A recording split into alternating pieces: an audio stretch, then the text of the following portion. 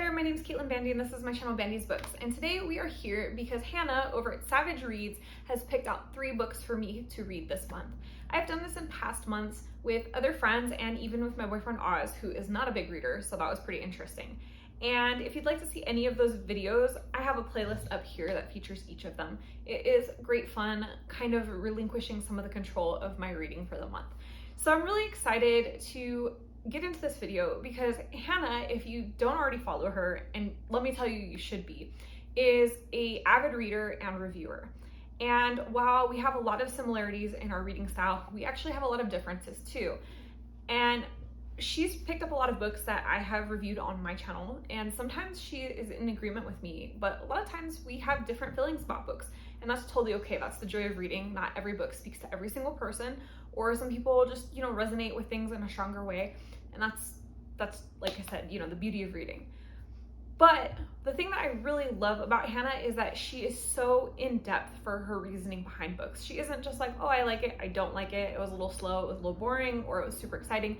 She really does a great job of thoroughly explaining how she feels about a book, and I feel like she delves into her reading a lot deeper than most people do. I really appreciate that about her, and so I'm expecting that these selections are going to be some really interesting deep picks, and I cannot wait to see what she thinks I should be reading. So that being said, we're going to go ahead and flash to a little clip that Hannah put together for me, and it is going to have her 3 recommendations for the month.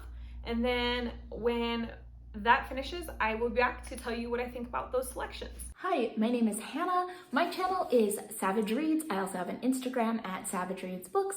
And if you want to check out my channel, I do mostly reading wrap-ups, and I occasionally will throw in a different video, but I usually just talk about what I've read. I read a lot of contemporary fiction, nonfiction, but I'm also happy to read basically anything. I love trying various genres, and I love hearing people's opinions on books. So if you want to hear what I think about books, come check it out. So Caitlin is so nice to let me recommend a few books for her to read, and I'm really excited to see what she thinks about them. So Caitlin, buckle up. I will tell you what I think you need to read this month. The first book I have talked about on my channel a few times. It is one of my very favorite fiction books, and it is called A Place for Us by Fatima, Farheen, Mirza. And you know that it is one of my favorite books because I actually own a real copy of it. I'm more of an ebook reader, so I love this book. So this book, if you read the tagline, says, as an Indian wedding gathers a family back together, parents Rafiq and Laila must reckon with the choices their children have made. And I think the way that this book is put together is really interesting. We start out with a wedding, and then it goes into past memories of the children, and they kind of come together to paint a picture of what this family is like and what their home life has been like. And then we move from there into the wedding again. And then after the wedding, we get more of a letter from the father to his son expressing his feelings. And the reason I love this book is just the beautiful way that it explains family relationships. You can feel that strong current of love that all the members have for each other, even when things aren't expressed well. And I thought that there were some really beautiful things about reconciliation and learning and growing together as a family. I think anyone could find healing in this book, find that perspective on family life. And specifically, I really loved it as a religious person coming from a religious household, and understanding those different expectations and how things change as you grow older. I thought that was beautiful, but I think anyone can find something to take from this book, and the writing was just gorgeous. So I'm really excited to hear what you think about this, so tell me if you like it or not. Now, on my channel, I love a good nonfiction book. So if anybody asks for nonfiction recommendations, my very first thought is a book by Keefe. It's that long form journalism, that really in-depth research trying to discover the truth about a subject. And I think that his books are so compelling, you don't want to put them down, but you also feel like you've learned a lot. So I'm recommending that you read the book Empire of Pain, The Secret History of the Sackler Dynasty. It is a biography of the Sackler family as a whole and how they were responsible in many ways for the opioid epidemic in the United States. And this is a shocking book and a compelling book, and I couldn't put it down. And I just think for nonfiction, Patrick Radden Keefe is one of those that I think everybody should at least give a try because he does a great job. So I'm really interested to see what you think of this. Like nonfiction, this is the one to go for. Now, this book is a little different. I don't read a ton of fantasy, but I do enjoy one every once in a while. And this book was The Once and Future Witches by Alex E. Harrow. And I gave this 5 stars when I read it. So this book takes place in the late 1800s and it's following 3 sisters and they are joining the suffrage movement, and at the same time they are trying to bring back some sort of like witchcraft. And I really liked this book using witchcraft as kind of a stand-in for women's power, and I thought that the relationships were really good. It was really exciting. I enjoyed this book. I thought it was a good time, but also had some kind of depth in it. There is some representation of women who love women in this book, and so I think all of that's great. But Caitlin, I want to know your thoughts on this because I have read some other books by Alex E. Harrow, and I thought that they were really missing some good pacing.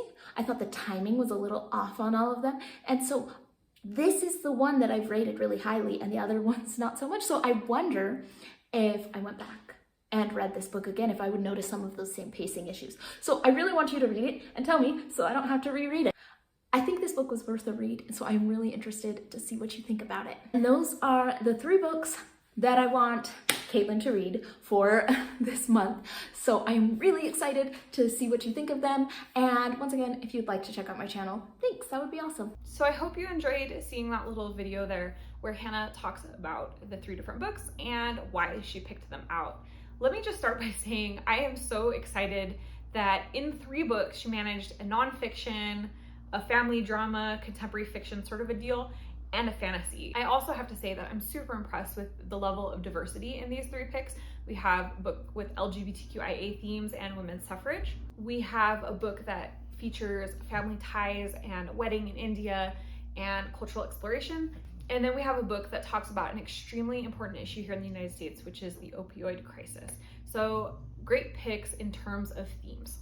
So let's run down these in order. A Place for Us. This is a book that I wasn't actually even familiar with. I had not heard of it. I have not heard of this author before. And when I saw this pick, I actually had to go look it up. And it is available through my library, so I'm going to be checking it out over the next couple weeks. And I'm really excited. I love contemporary fiction. I love exploration of family and relationships. I love things that dig into culture. I love books that are set in different countries. So there is a lot that I think I'm going to really like about this book. The only thing that has me maybe slightly nervous is that Hannah mentioned that she is very religious and coming at this book from a more religious standpoint. I am not religious at all. I have no problem, of course, reading about religion, exploring different religions, talking to people about their own personal beliefs. I just wonder if I'm going to have the same connection with the book because I'm not as religious or as spiritual. And so that'll be really interesting to see kind of from opposite ends of the spectrum. And then Empire of Pain. I'm so excited about this one. This has been on my TBR for quite a while. I love reading nonfiction, especially when it's a topic that I feel really strongly about. And I really love when authors write it in kind of a journalistic style. I feel like it makes a potentially really meaty topic a little bit more approachable for the average reader. So I love that she described this as journalistic type nonfiction. And the opioid crisis, if you live in the States, I think in particular, this is something that we're all pretty well aware of. It is hitting communities so hard. There are people that are just horribly addicted to hydrocodone and oxycodone and things like that. So I'm really curious to dig into the Sackler dynasty and the history of the overprescription of opioids. I am really glad to see that, the rules around opioids here in the United States are getting much stricter in an effort to mitigate some of the problems that we're having with addiction here. But the feeling that I have around the subject is that it probably could have been prevented from the get-go had there been better laws in place from the start. So I'm really, really interested in this topic. I know that I'm gonna love this book. I know that I'm gonna dig into it. I feel like I'm gonna read it really fast because once I get latched onto a topic that I'm interested in, it's hard for me to put it down. And then I was excited to see The Once and Future Witches by Harrow on this list. I have read Harrow before. I wanna say it was The Mirror Mended or A Spindle Splintered, that's the one, which was just a short novella. And I know that Hannah mentioned in her video that she's read Harrow's books before and that this particular one was really good, but that some of the other ones that she's read have been a little uneven in pacing. So with The Spindle Splintered, I enjoyed it. I knew going in that it was a novella, so typically when I read novellas, I almost always expect the pacing to be a little bit rushed. So I guess I could see how it would be maybe rushed or uneven feeling. But I haven't read anything else by Harrow. I do have audio arc of her upcoming book Starling House, so I'm curious to see how that one will compare as well. That said, I actually have a paperback copy of The Once and Future Witches. I picked it up about a year ago, I think, on a trip in San Diego. I found it in like one of those boxes out front of a used bookstore that said like 50 cents, and I was really excited because I had heard really good things about it. So this has also been on my TBR for a while. I'm a big fantasy fan. I love when my fantasy comes with some deep themes and like a little bit more substance than just a fun fantasy story. So I'm pretty sure that I'm going to enjoy this one as well. And definitely, Hannah, I will give you a detailed report on the pacing and if it seems similar to some of her other writing.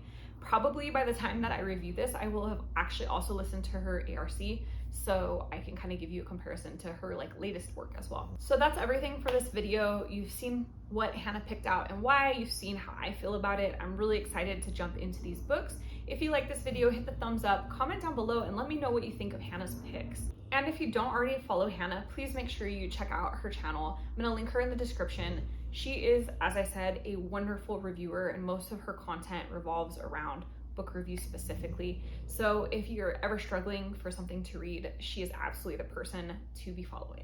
And if you're not already subscribed to this channel, you know what to do. Hit that subscribe button down below, as well as the notification bell so that you never miss a video. And that way we can see each other again soon. Thanks so much for joining. Bye.